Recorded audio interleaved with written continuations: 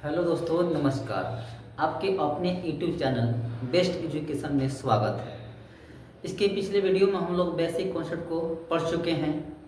आज वर्ग का कुछ क्वेश्चन को सोल्व करेंगे और जानने का प्रयास करेंगे। आइए देखते हैं। तो पहला क्वेश्चन ये है, एक वर्ग का परिमाप ज्ञात कीजिए जिसका क्षेत्रफल 48 वर्ग सेमी है। यानी कि एक वर्ग का क्षेत्रफल दिया हुआ है और परिमाप ज्ञात करना है। आइए देखते हैं। सबसे पहले हम एक वर्ग बनाते हैं।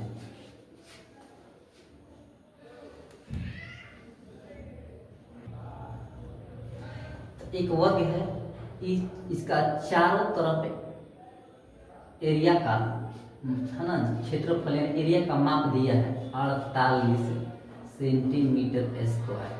हिंदी में दिया है वर्ग सेंटीमीटर, इसको लिखेंगे शॉर्ट में तो होगा सेंटीमीटर स्क्वायर। यानी कि चारों तरफ एरिया का मान दिया है 48 सेंटीमीटर। यानी कि चारों राउंड, इन चारों राउंड की भुजाओं का परिमाप निकालना है। यानी कि चारों भुजाओं का परिमाप निकालना है। देख लेते हैं, आपको दे दिया है 48 सेंटीमीटर स्क्वायर क्षेत्रफल। तो क्षेत्रफल देखते हैं कि वर्ग का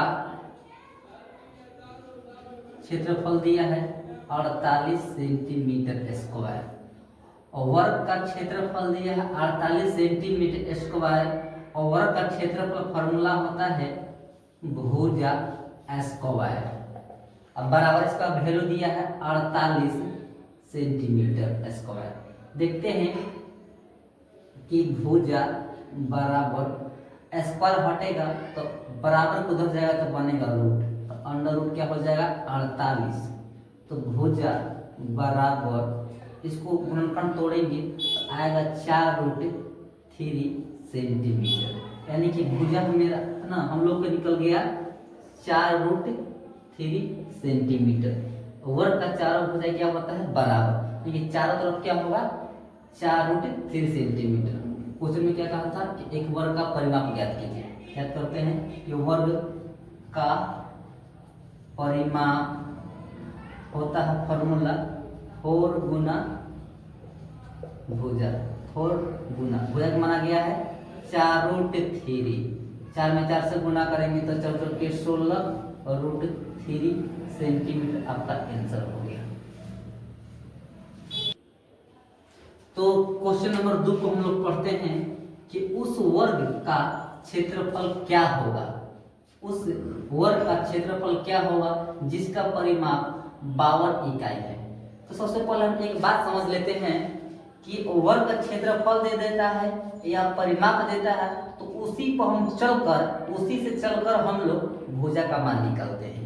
वर्ग का क्षेत्रफल दे देता है या परिमाप देता है, उसी से चलकर हम लोग क्या निकालते हैं, भुजा का मान निकालते हैं। तो इस क्वेश्चन में क्षेत्रफल ज्ञात करना है और परिमाप दिया हुआ है। तो सबसे पहले हम देख लेते हैं, उसके लिए हम हल करेंगे। क्या कहा दिया था कि है ना, वर्ग का परिमाप दिया है 52। यानी कि चारों तरफ भुजा का राउंडों का माप दिया है 52। चारों तरफ भुजा का माप दिया है 52। वर्ग का परिमाप 52 दिया है। वर्ग का परिमाप 52 दिया है, तो वर्ग का परिमाप का वैल्यू दिया है 52। तो वर्ग का परिमाप का फॉर्मूला होता है 4 गुना भुजा और बराबर में दिया है 52। इसलिए भुजा बराबर होगा 52, ये गुना से हटेगा आ जाएगा बाटा में, 4 से भागा देंगे तो कटेगा 13 बार में। आपका भुजा निकल कर आ गया 13 इकाई। 13 इकाई आ गया, तो वर्ग का भुजा आ गया 13 इकाई।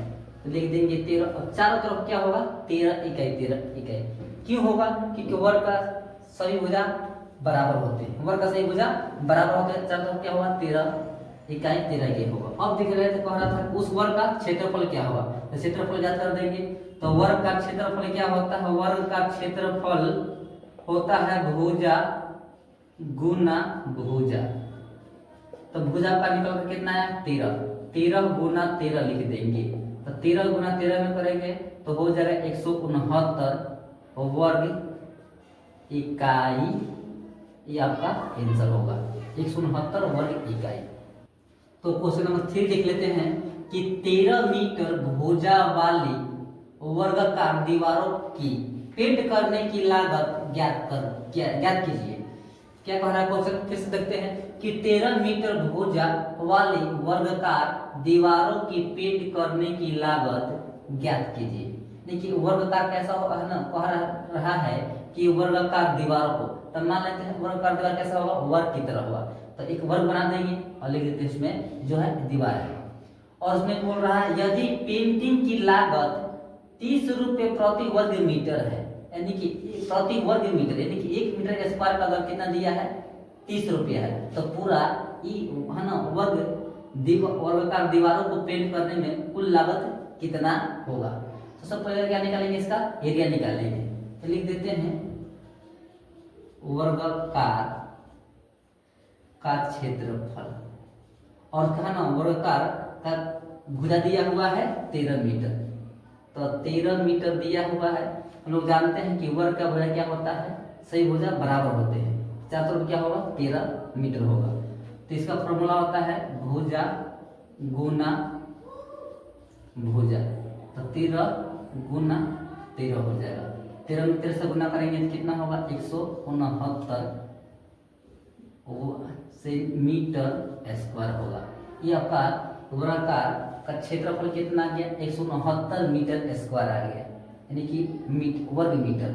अब देख रहे हैं कि प्रति 30 रुपये प्रति वर्ग मीटर है, तो पूरा क्षेत्रफल कितना कुछ पड़ जाएगा। तो देख लेते हैं कि वर्गाकार का क्षेत्रफल पूरा एरिया का क्षेत्रफल कितना आ गया 169 मीटर स्क्वायर आ गया। तो बोल रहा है कि 1 मीटर का लागत 30 रुपया है, 30 रुपया है। तो देख लेते हैं पूरा दीवारों को पेंट करने में कुल लागत कितना होगा। तो एक मीटर स्क्वायर का लागत कितना है 30 रुपया है, तो पूरा एरिया को हमको निकालना है।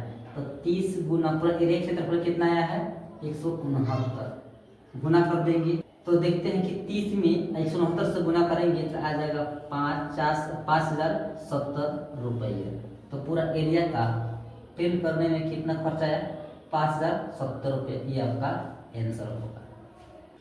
क्वेश्चन नंबर 4 देखते हैं कि एक वर्ग का भुजा 7 सेमी है, यदि इसकी भुजा को दोगुनी कर दिया जाए तो नए वर्ग का क्षेत्रफल तथा पुराने वर्ग का क्षेत्रफल का अनुपात क्या होगा।